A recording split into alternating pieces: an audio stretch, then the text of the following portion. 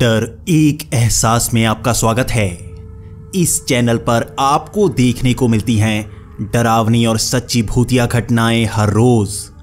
तो अगर आपको ऐसी ही वीडियोस देखना पसंद है तो हमारे इस चैनल को सब्सक्राइब जरूर कर लीजिए। तो अब बढ़ते हैं हमारी आज की कहानी की ओर। दोस्तों, मेरा नाम हरमीत है और मैं पंजाब का एक ट्रक ड्राइवर हूं। ट्रक ड्राइवर की जिंदगी ही ऐसी होती है कि उसे ज्यादातर बाहर ही रहना पड़ता है। कभी कभी हमें लंबे सफर पर जाना पड़ता है और जम्मू से लेकर कन्याकुमारी तक ट्रक चलाना पड़ सकता है। ये सफर कई दिनों का और लंबा हो सकता है। कभी कभी हमें उत्तर पश्चिम की तरफ जाना पड़ सकता है तो कभी कभी राजस्थान की तरफ जाना पड़ सकता है। और ये बात 1996 की थी। मैं तब अपने एक दोस्त जसवंत के साथ पूरे देश में घूमा करता था। हम दोनों एक साथ ट्रक चलाया करते। कभी वो ट्रक चलाता और जब वो थक जाता तब मैं ट्रक चलाता। इसी तरह हम एक साथ काम किया करते थे। लेकिन मुझे जसवंत से एक ही कंप्लेंट रहती थी कि वो बड़ी ही अजीब हरकतें करता था। जसवंत का कहना था कि उसे उसके दादाजी नजर आते हैं। उसके दादाजी की मौत लगभग 10 साल पहले ही हो चुकी थी, लेकिन फिर भी जसवंत कहा करता था कि उसे उसके दादाजी नजर आते हैं। वो कहता कि वो अपने दादाजी को आसपास देख सकता है। मैं वैसे भूत प्रेतों पर यकीन नहीं करता था, लेकिन जसवंत सारा दिन ही ऐसी ही बातें करता रहता।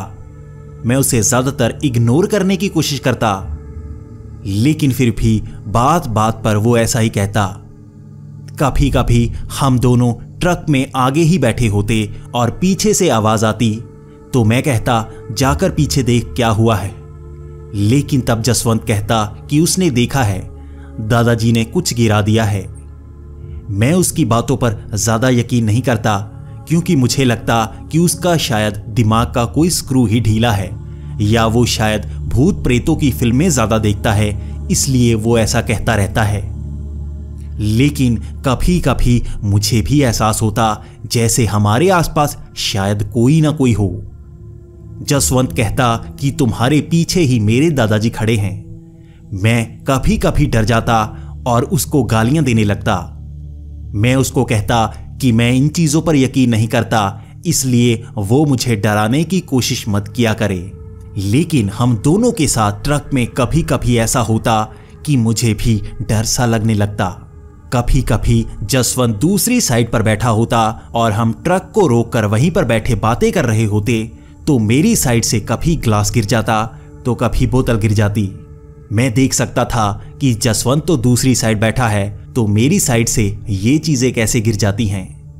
मुझे भी थोड़ा थोड़ा शक होता, लेकिन मुझे लगता कि शायद ट्रक में वो चीजें वहीं पर थीं जहां से वो कभी भी गिर सकती थी, इसलिए इन बातों को मैं तब माना नहीं करता।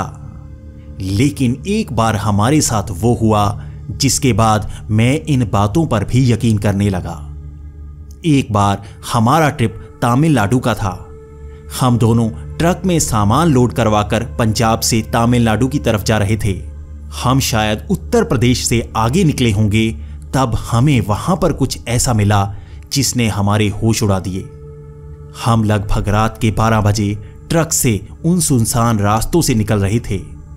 वहां से हमें कुछ भी नजर नहीं आ रहा था क्योंकि उन सड़कों पर स्ट्रीट लाइट्स नहीं थी। हमारा ट्रक ऐसे ही आगे बढ़ता जा रहा था।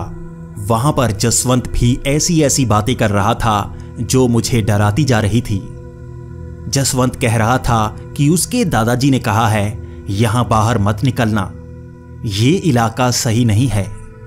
मैं बार बार जसवंत को कहता कि ऐसी अंधेरी जगह पर और रात को ऐसी बातें मत किया करे, लेकिन जसवंत कहता कि उसे रात को ही दादाजी मिलते हैं। रात के अंधेरे में दादाजी उसके साथ होते हैं और दिन के वक्त वो गायब हो जाते हैं। दिन के वक्त उसे दादाजी नजर नहीं आते, लेकिन मैं उसकी बातों से डरने सा लगता था। आखिर अंधेरे में अपने आप डर लगने ही लगता है। हम उस सड़क पर जा रहे थे जहां हमें आसपास कोई नजर नहीं आ रहा था। ये शायद इस इलाके के बीहड़ थे जहां पर दूर दूर तक कोई नहीं था। मैं पहले भी इन इलाकों से गुजर चुका था, लेकिन इस रास्ते से मैं पहले ज्यादा नहीं जाता था। लोगों का कहना है कि इन इलाकों पर लुटेरे रहते हैं, इसलिए यहां पर ट्रक धीरे नहीं चलाना चाहिए और अगर कोई आपको रोकने की कोशिश करे तो आपको रुकना नहीं चाहिए। मैंने ये बहुत बार सुन रखा था, इसलिए मैं इन रास्तों से ज्यादा नहीं जाता था, लेकिन इस बार मुझे यहीं से निकलना था। हमारे पास समय कम था तो इसी सड़क से हमें जाना पड़ा। ये अंधेरी सड़कें जैसे अपने आप नींद को दिमाग में घुसाती जा रही थी। दूर दूर तक रोशनी का निशान नहीं था और ये सड़क बिल्कुल सीधी। ऐसा लग रहा था जैसे हम सपना देख रहे हों और कुछ करने को था ही नहीं। लेकिन तभी कुछ ऐसा होना शुरू हुआ जिसने हम दोनों को चौंका दिया। हमने देखा कि सड़क के दोनों किनारों पर कभी कभी हमें सफेद कपड़े में लोग नजर आते। कभी एक आदमी खड़ा होता तो कभी 2 से 3 आदमी खड़े होते। मैं ऐसे ही ट्रक चलाता जा रहा था और वो 1 या 2 किलोमीटर की दूरी पर बार बार नजर आ रहे थे। कभी कभी मुझे नजर आता कि वही लोग बार बार आगे आ रहे हों, लेकिन मैं सोचता कि यहां पर ये लुटेरे हो सकते हैं जो शायद आगे आगे खड़े हों। मैं बार बार रफ्तार को तेज करता जा रहा था और मुझे जहां भी वो सफेद कपड़े वाले इंसान मिलते, मैं गाड़ी को और ज्यादा तेज कर देता। अब उनकी संख्या जैसे बढ़ती जा रही थी। पहले तो वो 1 या 2 ही नजर आते थे, लेकिन अब आगे उनका झुंड सा नजर आने लगा था और कभी कभी तो वो सड़क के बीचों बीच होते। मैं बड़ी मुश्किल से ट्रक को कभी इधर से घुमाता तो कभी उधर से घुमाता। मुझे तो ऐसा लग रहा था जैसे ये सफेद कपड़ों में लोग शमशान से आ रहे हों। पंजाब में भी इसी तरह शमशान में लोग किसी लाश को जलाकर घर की तरफ ऐसे ही सफेद कपड़ों में आते हैं। ये तो मुझे ऐसा ही लग रहा था। जसवंत भी घबराया हुआ लग रहा था, लेकिन वो मुझसे बात नहीं कर रहा था।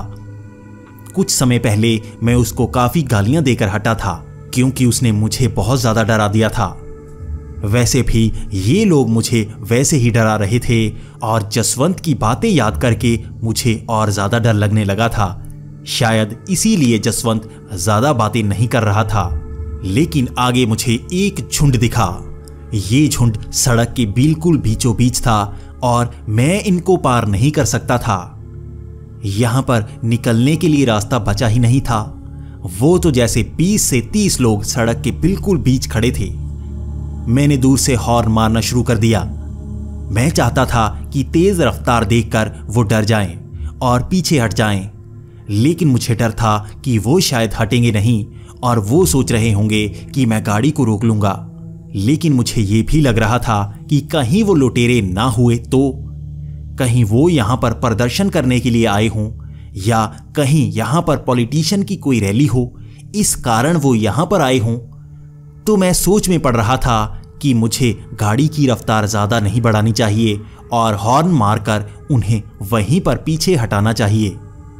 मेरे मन में कई तरह के ख्याल आ रहे थे, लेकिन मुझे इतना पता था कि मुझे ट्रक रोकना नहीं चाहिए।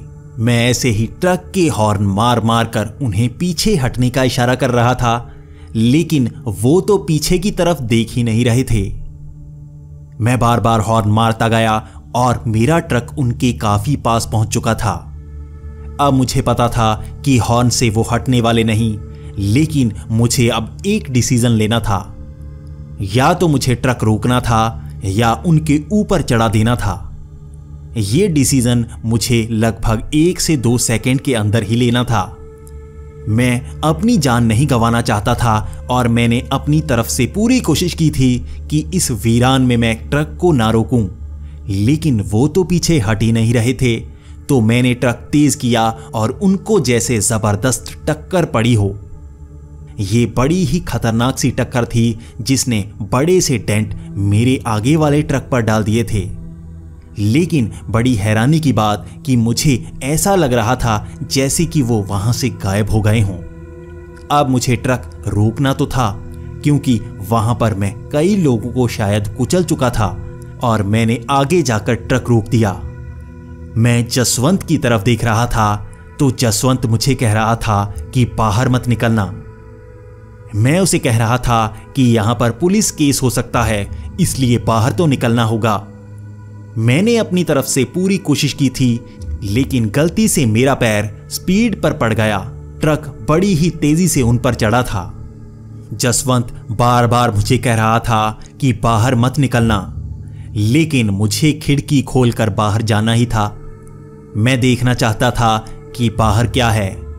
मैं जैसे ही खिड़की खोलने के लिए कुंडी खोलने लगा तो मैंने देखा जैसे वो कुंडी अपने आप बंद हो रही हो। मैं बार बार कुंडी को खोलता और वो कुंडी अपने आप बंद हो जाती।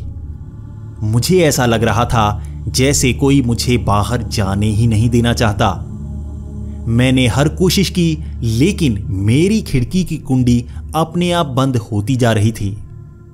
हर कोशिश के बाद मेरी तरफ वाली कुंडी नहीं खुली, तो मैंने जसवंत को कहा कि अपनी तरफ से निकल, लेकिन जसवंत कह रहा था कि वो बाहर नहीं जाने वाला।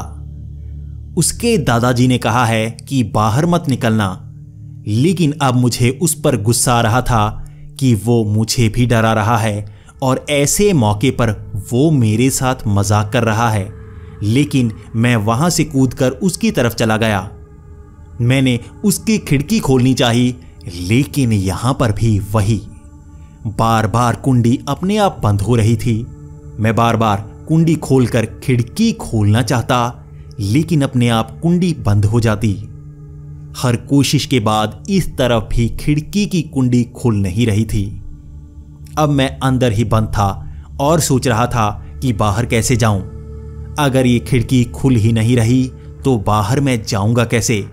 लेकिन तभी वो सफेद कपड़ों वाले आदमी मेरे सामने आ गए।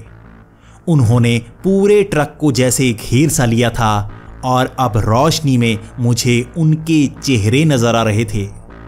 वो कोई इंसान नहीं लग रहे थे। उनके चेहरे सड़े हुए थे और उनकी सफेद आंखें हमको डराती जा रही थी। जसवंत ने अपनी आंखें बंद की और नीचे को छुप गया, लेकिन मुझ में हिम्मत थी उनकी आंखों में देखने की, और मैं समझ गया था ये इंसान नहीं है। अब मेरे दिमाग में हर बात घूम रही थी जो भी जसवंत बता रहा था। ये तो जैसे कई सारे प्रेत थे जिन्होंने हमारे ट्रक को घेर लिया था। मैंने आईने में पीछे देखने की कोशिश की, लेकिन पीछे भी बहुत सारी भीड़ ऐसे ही सफेद कपड़ों वाले प्रेतों की थी। अब मुझे पता था कि यहां से निकलना होगा। यहां पर रहने पर कुछ भी हो सकता है, तो मैंने ट्रक स्टार्ट किया और हम वहां से निकलने लगे। मैंने फिर से हॉर्न मारा, लेकिन वो तो हटने का नाम ही नहीं ले रहे थे। तो मैंने ट्रक ऐसे ही आगे बढ़ा दिया, लेकिन तब मुझे पता लगा जैसे उनके हाथ कांच को पार करके अंदर पहुंच गए हों। अब मुझे भूत प्रेतों पर पूरा यकीन हो गया था, क्योंकि कोई इंसान ऐसा नहीं कर सकता। हमारा डर अब हमारे दिमाग तक पहुंचना शुरू हो गया था। तभी मैंने ट्रक की रफ्तार बढ़ाई और हम वहां से निकल पाए। मैं अब ट्रक को बिना रोके आगे बढ़ाता जा रहा था और जसवंत नीचे ही छिपा हुआ था। वो तो जैसे बहुत ज्यादा डर रहा था। तब हम वहां पीहर से निकले और एक शहर तक पहुंचे। उस शहर से निकलते हुए मुझे जसवंत ने बताना शुरू किया कि उसके दादाजी ने कहा था कि यहां पर बहुत भयानक प्रेत रहते हैं। यहां पर हजारों की संख्या में लोगों की मौत हुई थी जो ये प्रेत बन गए, और ये प्रेत इन्हीं सड़कों पर लोगों का शिकार करते हैं।